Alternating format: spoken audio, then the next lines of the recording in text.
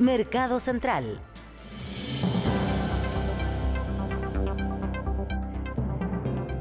Vamos al análisis con un invitado, no quiero decir hace cuántos años nos conocemos, con Tomás Izquierdo. ¿Cómo estás, Tomás? Muy bien, pues un gusto reencontrarme, pues, Javi, después Un de gusto. haberte trabajado harto tiempo en una radio amiga. Y en radio también nos reencontramos. Radio, sí, Mira pues. qué lindo. Sí, qué bueno saber de ti, qué bueno tenerte aquí con nosotros. Tomás Izquierdo, gerente general de Géminis, para dar una mirada a este megaproyecto de reconstrucción que genera un debate muy interesante, a mi parecer, respecto a varias aristas que están hoy día puestas sobre la mesa. Una de ellas, el ajuste del crédito tributario al empleo, también invariabilidad tributaria, entre otras cosas. Me gustaría, Tomás, en primer lugar, conocer tu mirada general respecto a esta iniciativa y la postura que tienen desde el gobierno de que esto va a llevar a que se generen más empleos, de que aumente el crecimiento, entre otras cosas. ¿Cuál es la visión general que tienes de este proyecto? Bueno, yo creo que teóricamente, efectivamente, las medidas en general apuntan a incentivar la inversión y en el mediano plazo agilizar el crecimiento. Yo creo que cuando uno piensa en el tema tributario, la carga tributaria de Chile efectivamente está por sobre el promedio de la OCDE y bastante por sobre el nivel que tenían aquellos países de la OCDE de tasa de tributaria cuando tenían un PIB parecido al de Chile. O sea, porque la comparación así directa con países OCDE puede ser un poco desproporcionada. Tenemos que pensar de que Chile todavía es un país de ingreso medio y que necesita generar un incentivo a la inversión y al crecimiento. Entonces, por el lado tributario me parece bien. Más importante todavía me parece la idea de agilizar todo lo que tiene que ver con la permisología. Yo creo que ese es un tema que está en el trasfondo del bajo crecimiento de la inversión en los últimos años y por lo tanto todo lo que dé agilidad a la aprobación, menos discrecionalidad, menos instancias, más certeza respecto de que el proceso, en la medida que se cumplen con los requisitos, va a llegar a término en un plazo razonable, todo eso sin duda ayuda.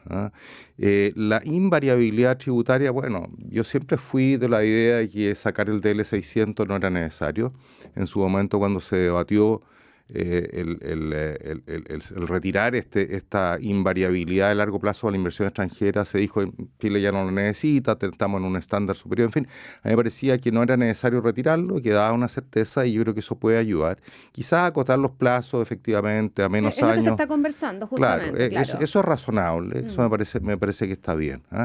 En general creo que el proyecto es un proyecto, insisto, que apunta en el sentido de lo correcto, de agilizar el crecimiento de la economía, pero evidentemente requiere correcciones y aquí hay un tema de fondo y más político. El proyecto no está financiado. Eso es bastante evidente. Vamos a ese punto porque va justamente de la mano con, por ejemplo, este crédito tributario al empleo, uno de los mecanismos más discutidos en la ley, beneficio que permite a las empresas descontar un porcentaje de las remuneraciones brutas de sus trabajadores de sus obligaciones tributarias. Yo leía, Tomás, un estudio del Centro de Estudios Financieros de la Escuela de Negocios de la Universidad de los Andes que advertían que este crédito tendría un elevado costo fiscal sin que exista certeza respecto de su impacto en la creación de nuevos puestos de trabajo. Me gustaría conocer tu visión respecto a este punto. A ver, yo creo que el tema del mercado laboral quizás es el problema más crítico que tiene la economía chilena hoy día. Yo creo que es importante buscar mecanismos para paliar un alto desempleo, un crecimiento mínimo de la ocupación, una precarización del mercado laboral, lo que está creciendo el empleo informal, el empleo formal. De hecho en el margen se están destruyendo puestos de trabajo. Esto tiene una historia de los últimos años con un incremento en los salarios muy por sobre el incremento de la productividad. En eso, el incremento del salario mínimo en 3 años creció 23% real, fue realmente desproporcionado. El aumento, ¿cierto?, en la cotización previsional asociado a la reforma previsional también encarece el mercado laboral, la disminución en la jornada también encarece el mercado laboral, en circunstancias, ¿cierto?, que el mundo avanza hacia una sustitución de mano de obra por capital, por nuevas tecnologías. Entonces, estamos en un momento crítico en el mercado laboral y lo más complejo es que si uno proyecta esto hacia adelante tampoco se ve una solución pronta, porque el incremento de la productividad va rezagado respecto a lo que ha sido el incremento en los salarios. En definitiva, yo diría que el mercado laboral ha sido capturado por quienes son los incumbentes, quienes están trabajando en desmedro de casi 1 millón de personas que quisieran trabajar y que no tienen la posibilidad de hacerlo. Entonces, en ese contexto, efectivamente gastar algo de recursos para paliar esta crisis, a mí me parece bien, pero con la observación de que hay que hacerlo en forma eficiente. Es mucha plata la que estaba en el proyecto inicial, $1.400 millones, Sí. y no sé si sea la mejor forma de gastarse esos recursos para ir a paliar este problema que tiene el mercado laboral. Ahora, dicho eso, aquí hay un montón de otras cosas y esta mesa que se construyó para paliar el tema laboral me parece que es súper importante y las propuestas bastante razonables, eché de menos una que la menciono enseguida. Pero todo lo que tenga que ver con flexibilizar el mercado laboral, todo lo que tenga que ver, ¿cierto?, con avanzar hacia un esquema de indemnización distinto a todo evento, con un financiamiento distinto al que tiene hoy día, que recarga en el fondo en el empleador una contingencia enorme al momento de tomar la decisión de contratar, que significa que el día de mañana, a la medida que el trabajador se queda unos años, ¿cierto?, el costo de despido es gigantesco. Y que el trabajador también, si es que tiene ganas de cambiarse de trabajo, en fin, tiene todos los incentivos a arrastrar el poncho para que lo despidan porque tiene acumulado ahí una indemnización. O sea, hay incentivos perversos en ese esquema, hay que avanzar sin duda. Todo lo que tenga que ver con flexibilizar el acuerdo respecto de la jornada laboral en plazos más largos también es razonable. O sea, yo no puedo exigir que se cumplan al cabo de un mes y medio la jornada laboral, si es que hay aquí empleo estacional que requiere mucho más flexibilidad. Lógico, Entonces, es que hay empleos estacionales, Así en la es. agricultura, por ejemplo, en el turismo, hay Así es. muchos sectores que lo viven así. La sala cuna también es evidente, aquí hay un impuesto, ¿cierto?, para las mujeres, aquí a las mujeres no hay que contratarlas porque son caras, bueno, en fin, en ese ámbito todas las propuestas me parecen razonables y echo de menos, como te decía, otro tema que tiene que ver con buscar algún mecanismo que le reste discrecionalidad al incremento del salario mínimo. ¿Cuál podría ser ese mecanismo? Bueno, mira, se puede diseñar, pero eso puede tener que ver con mediciones del incremento de la productividad en los años anteriores. Es un elemento importante porque la idea, ¿cierto?, es que los salarios reales vayan creciendo acorde al incremento de la productividad. Puede buscarse también un vínculo con lo que es la tasa de desempleo, ¿cierto?, con el dinamismo del mercado laboral, con la situación de ciertos segmentos en el mercado laboral que son los que están más afectos al salario mínimo, es decir, gente que tiene menor nivel de preparación, de preparación formal o de estudio, en fin. Pero se puede armar perfectamente algún tipo de algoritmo que refleje cuál es la posibilidad o el espacio que tiene en ese momento el mercado laboral para aceptar un incremento de los salarios, en el salario mínimo en este caso, que el salario mínimo empuja toda la escala de remuneraciones para arriba, no hay que pensar solamente en la gente que está directamente afectada por el salario mínimo. Que vincule entonces el incremento del salario mínimo a algunos indicadores que tengan que ver con el grado de salud que tiene el mercado laboral en ese minuto. De lo contrario, bueno, lo que estamos viendo hoy día, una tasa de desempleo de 9,4% que va a seguir subiendo. Vamos a llegar probablemente en julio o agosto al pic por un tema de estacionalidad, a acercarnos al 10% de tasa de desocupación, mucho más alta todavía en las mujeres, mucho más alta en los jóvenes. Y mucha informalidad también, que es otro de los dolores de cabeza. Y mucha informalidad y otra cosa que se habla poco, mucho subempleo que ha ido incrementándose, es decir, gente que quisiera trabajar jornada completa, pero que accede a trabajar un cuarto o media jornada, pero que quisiera trabajar jornada completa. Entonces, el mercado laboral se ha precarizado, estamos en una crisis del mercado laboral y a tu pregunta, hay que focalizar los recursos para que esos recursos sean gastados en la forma más eficiente para atacar los problemas que más duelen dentro del mercado laboral. Conversamos con Tomás Izquierdo, gerente general de Géminis, respecto a esta mega reforma tributaria, ley miscelánea, Tutti Frutti, tiene un montón de nombres, súper ricos, entre otras cosas. Bueno, por un lado está el tema político, plena discusión ahí en el Senado, en 3 comisiones específicamente, avanzó en Medio Ambiente, sigue Trabajo y también Hacienda. Y lo otro es el tema económico en sí mismo. Tú ya lo decías, Tomás, se ha advertido respecto al elevado costo fiscal y que no hay certeza respecto del impacto que tendría, por ejemplo, este crédito tributario al empleo en la creación de nuevos puestos de trabajo, pensando en la realidad que estamos viviendo hoy día como país. Este informe que yo hacía mención de la Escuela de Negocios de la Universidad de los Andes sostiene que los subsidios al empleo pueden contribuir a mejorar la formalización y la contratación, pero los resultados suelen ser heterogéneos y en muchos muchos casos modestos frente a los recursos públicos involucrados. ¿Qué se puede hacer aquí? Pensando en la realidad que tú has detallado súper bien, pensando en la precariedad que hay hoy día, en ciertos proyectos que están imposibilitando nuevas contrataciones, como sueldo mínimo, también el tema 40 horas, ley Karim. Hay un montón de temas ahí que están y que se cruzan mucho con lo político, además. Y también tenemos lo que está pasando con las mujeres, lo que ha costado que salga adelante el tema de esa vacuna universal, y hoy también hay muchos jóvenes egresados que están buscando trabajo, que quieren trabajar y que no los contratan y que no encuentran empleo. Está súper complejo, muy enredado el tema. A ver, yo diría que aquí hay tres vertientes que van a este mismo tema. Uno es, en el corto plazo, al muy corto plazo, generar efectivamente alguna transferencia de recursos a las compañías para que estén incentivadas a contratar el empleo formal. Yo creo que eso hay que ver cómo se llega de la mejor forma posible, cómo se focaliza bien, pero eso es clave. Lo segundo es que, terminado el proyecto de reconstrucción, que yo creo que finalmente se va a aprobar, hay que abocarse directamente a una reforma al mercado laboral que apunte en la línea de todo lo que hemos estado conversando, de flexibilizarlo, de manera tal de ir abordando un tema que es de más largo plazo, ¿cierto? De ir haciendo más competitivo el mercado laboral, sobre todo en una coyuntura en que el reemplazo por nuevas tecnologías, la inteligencia artificial, las maquinarias, en fin. O sea, paréntesis ahí, si tú te vas a algunos sectores de la economía chilena, el sector silvoagropecuario, el comercio, la disminución en el uso de mano de obra, ¿cierto?, a favor del capital en los últimos años ha sido increíble.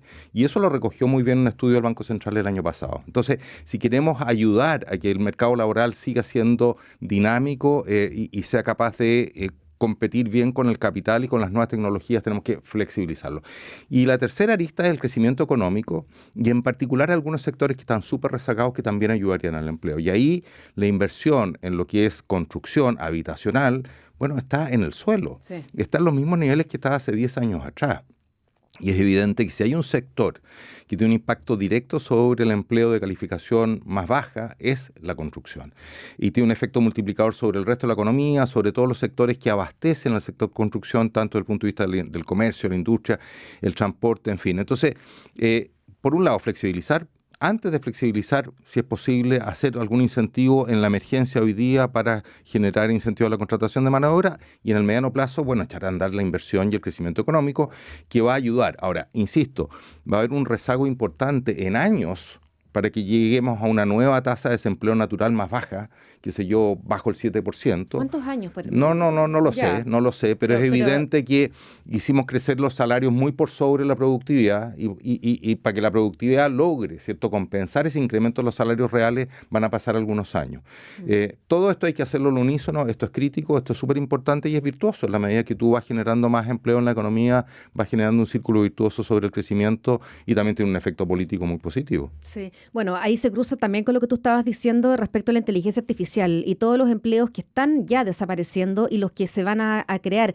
Estuvimos esta semana conversando respecto a este punto. En pauta.cl hay una entrevista súper interesante, porque hay mucho temor, Tomás, respecto a cómo prepararse para esto. Bueno, muchos ya se están preparando, pero ¿qué pasa con los mayores de 55 años, por ejemplo, que están hoy día sin trabajo, que es bien complejo que logren acceder a un puesto laboral, pero que no tienen y no se manejan respecto a estas nuevas tecnologías o lo que va a venir? Entonces, hay también ahí, yo creo que una parte importante, una labor importante de las casas de estudios, de preparar a los jóvenes, y también de que, no sé si el propio ejecutivo también, pero que hay una capacitación importante para ese sector, sabiendo que vamos a vivir muchos años más respecto a décadas anteriores.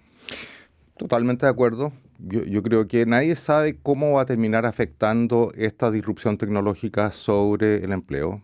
Yo solo recordar de que en otras instancias muchas veces se hizo augurios muy negativos respecto de que las nuevas tecnologías iban a afectar el mercado laboral. Y me acuerdo, ¿cierto?, con toda la explosión de Internet, de las .com, en fin, que se hablaba, ¿cierto?, de que esto iba a tener un costo en materia de empleo muy serio, y lo cierto es que eso no pasó. En Estados Unidos hay una tasa de desempleo del 4,2%, o sea, a pesar de todas las nuevas tecnologías. Entonces, no es evidente cuál va a ser el efecto neto sobre el empleo, pero respecto de tu aprehensión en particular, estoy totalmente de acuerdo. Hay que generar una especie, ¿cierto?, de preparación, de educación continua a quienes están trabajando, a quienes ya tuvieron una formación inicial, de manera tal de irse actualizando frente a los cambios tecnológicos, a las nuevas tecnologías, a las nuevas posibilidades que se generan.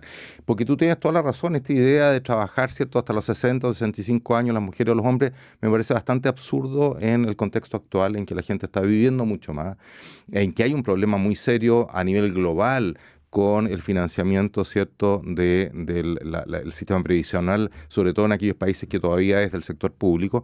Entonces tú tienes que lograr que la gente siga trabajando en forma productiva hacia adelante, y eso es formación continua, y esa formación continua debería ser un objetivo. Ahora que está en discusión lo del CENSE, bueno, hay que buscar mecanismos que sean realmente contingentes con las necesidades que tiene la economía en estos tiempos, más que estos programas, ¿cierto?, que muchas veces estaban totalmente desactualizados respecto a lo que requería la economía. Utilizar bien los recursos, sí, es un tema... Así es. Yo creo que ahí hay un foco que se puede tomar y que me parece que es importante. Insisto, después de la aprobación de esta reforma hay que abocarse al tema, ¿cierto?, de una reforma al mercado laboral que ayude a ir resolviendo esto. ¿Eres en general, Tomás Izquierdo, positivo respecto? Claro, el panorama es súper complicado, se habla incluso de una especie de fantasma de recesión, algo que ha descartado el ministro de Hacienda, Jorge Quirós, pero pensando en lo que ocurre con el IMASEC, con esta cifra de desempleo, todo este enredo de la discusión tributaria, hay que ser esperanzado, hay que ser positivo. ¿Qué mirada tienes? Mira, yo creo que en general tengo una mirada, ojalá lo más realista posible. Yo creo que estamos hay que ser realistas. en una recesión técnica. Tenemos 2 trimestres negativos, falta junio, pero es difícil que se revierta el segundo trimestre. Vamos a tener 2 trimestres consecutivos con caída en la actividad. Yo creo que este año está bastante jugado. Yo creo que este año vamos a tener un crecimiento bajo, en torno a entre 1 y 1,5%, más cercano a 1 que a 1,5%. Yo creo que la caída que tuvo la inversión en el primer trimestre se va a repetir en el segundo trimestre, por lo que se está observando por las importaciones de capital y otros indicadores indirectos, y ahí hay un efecto, pero lo más importante, el grueso de la demanda agregada a la economía es el consumo, y el consumo está castigado por lo que hablábamos del mercado laboral, por la aceleración de la inflación, el efecto sobre las remuneraciones reales. De definitiva, los ingresos que van del mercado laboral a las familias se están viendo reducidos en el margen, en un escenario en que además las expectativas de los hogares se derrumbaron a partir de marzo en adelante, después que habían subido muy fuerte junto a las expectativas del cambio de gobierno. Hoy día están muy, muy bajos los niveles de expectativa económica de los hogares. El acceso al crédito está todavía relativamente restrictivo, el costo del crédito es alto, entonces cuesta imaginar por dónde el consumo, que es 2/3 de la demanda agregada, vaya a tener un buen desempeño en el segundo semestre.